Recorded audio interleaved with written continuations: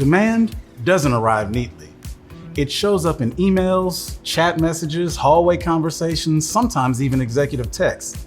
And before long, your teams are working on things that were never part of the strategic plan. A recent Planview benchmark report shows why demand management feels so hard to control.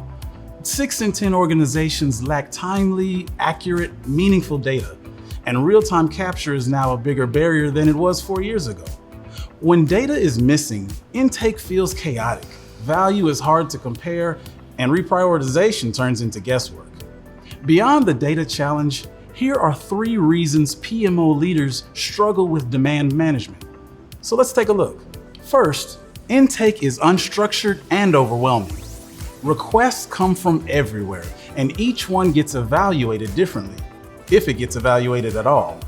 When intake isn't centralized, consistency disappears and prioritization breaks down.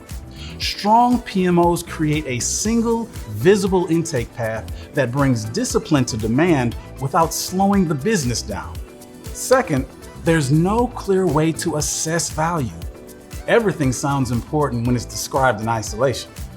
Without a standard way to evaluate alignment, risk, customer impact, and capacity, low-value work slips in and high-value work waits.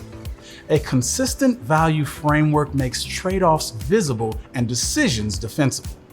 And third, there's no real-time visibility across demand and commitments.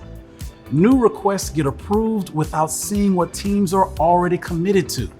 When demand and capacity aren't visible together, reprioritization becomes reactive instead of intentional. Real-time visibility is what allows PMO leaders to pivot with confidence. If these challenges sound familiar, it may be time to take a closer look at how your demand is managed today.